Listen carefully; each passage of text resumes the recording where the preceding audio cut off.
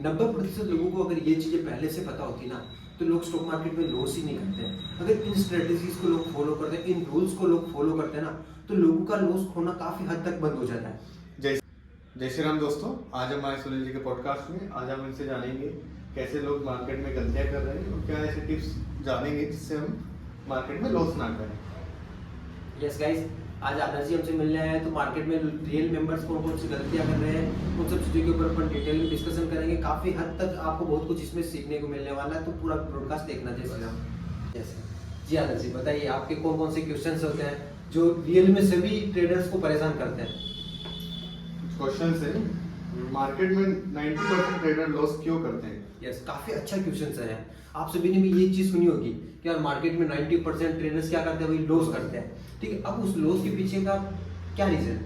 सबसे पहला होता है ना कि यार किसी भी ट्रेडर के पास में कोई भी प्लानिंग नहीं होती है। ठीक है, किसी भी कोई पर्टिकुलर कोई भी ट्रेडर हो, वो क्या करता है, सुबह उठता है 9 बजे आता है, जो भी कॉल पुट जो भी दिखा टाइम से बाय कर लेता है।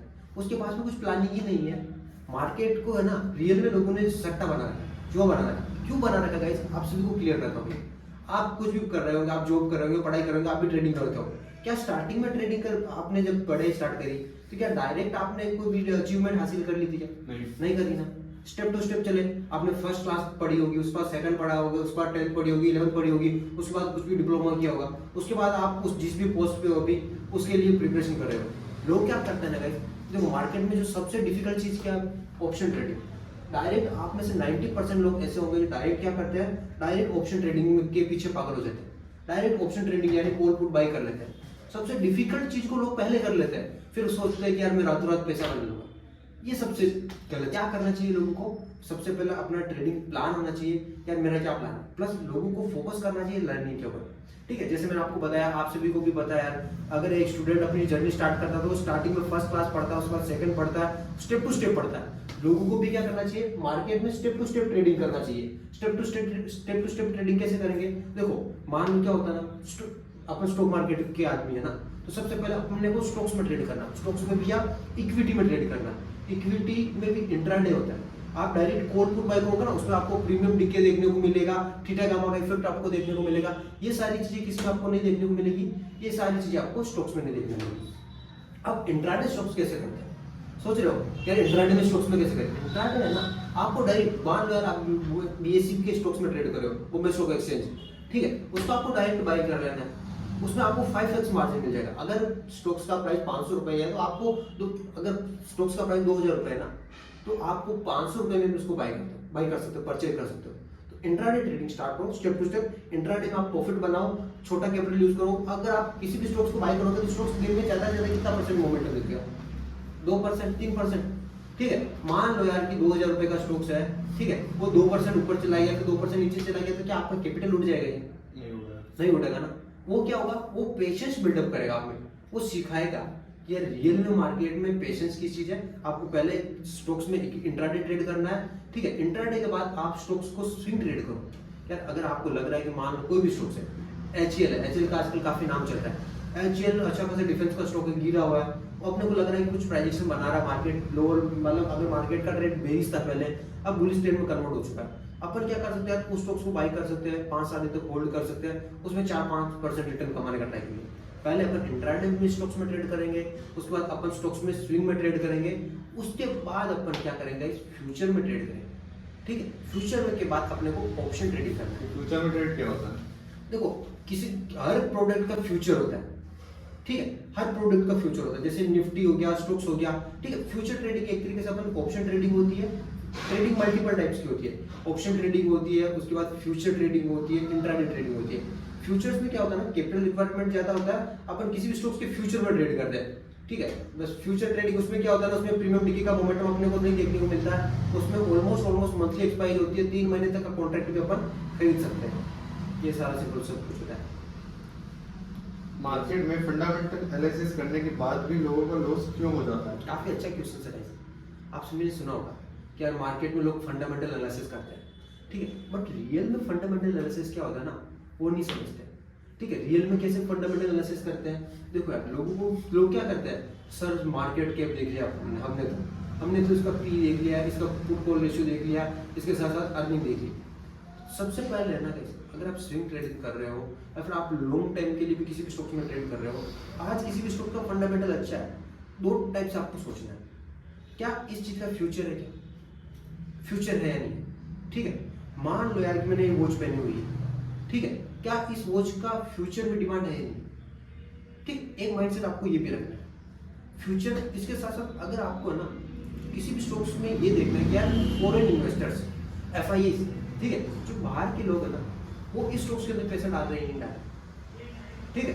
फॉरेन इन्वेस्टर्स बड़ा बड़े फंड यूज कर रहे हैं, आपको ये देखना है क्या कि फॉरेन इन्वेस्टर्स इस स्टॉक्स में अपना पैसा निकाल रहे हैं या नहीं निकाल रहे हैं। अगर फॉरेन इन्वेस्टर्स किसी भी स्टॉक्स के अंदर पैसा डाल रहे हैं रेगुलरली और प्रमोटर्स अपनी पोजीशंस को नहीं छोड़ रहे हैं, मान लो यार मेरे पास में एक बड़ी शॉप है, ठीक है, मुझे उस शॉप के ऊपर कॉन्फिडेंस है, तो क्या मैं उस शॉप की हिस्सेदारी को लोगों को बेचूंगा, क्या नहीं बेचूंगा, नॉट बाय नॉट, ठीक है। अगर मुझे कॉन्फिडेंस है कि यार मेरी शॉप अच्छी चलेगी इन फ्यूचर में, ठीक, अच्छी डिमांड है, क्या मैं शॉप की हिस्सेदारी नहीं बेचूंगा ना।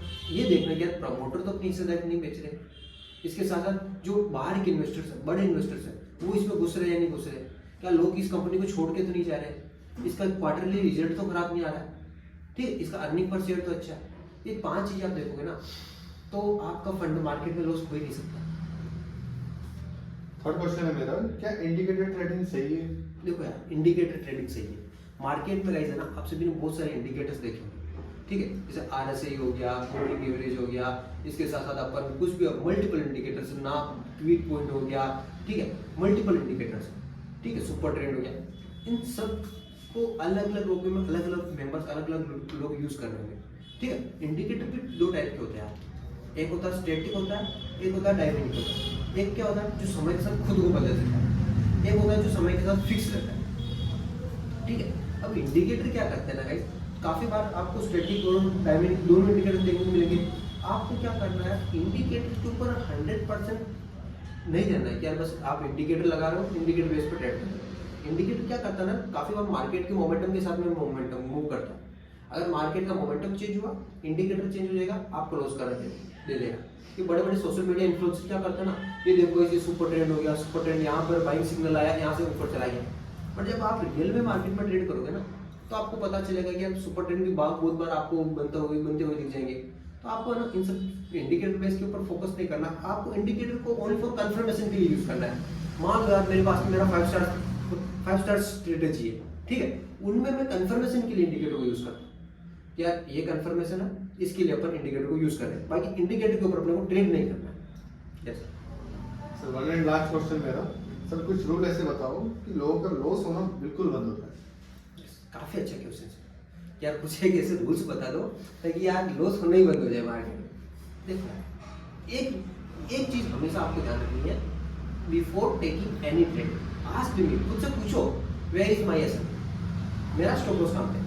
मान लो कि मैं किसी भी ट्रेड के अंदर ट्रेड कर रहा हूँ, तो मैं पहले खुद से पूछूंगा कि अगर मेरा एक ट्रेड है, ये ट्रेड चल रहा है, इस ट्रेड के अंदर मेरा कितना लॉस हो सकता है मिनिमम, ठीक है, ये लॉस हो सकता है। और अगर मैं ये ट्रेड ले रहा हूँ, मान लो यार मैं निफ्टी में अप साइड में ट्रेड ले रहा हूँ, ठीक, कॉल साइड में ट्रेड ले रहा हूँ, ठीक है, तो यार इस कॉल साइड में ट्रेड लेने के पीछे मेरा जो स्पॉट प्राइस है, मेरा मेजर निफ्टी है, वो क्या रिप्रेजेंट कर रहा है, क्या वो बुलिश है या नहीं, पहली चीज तो ये।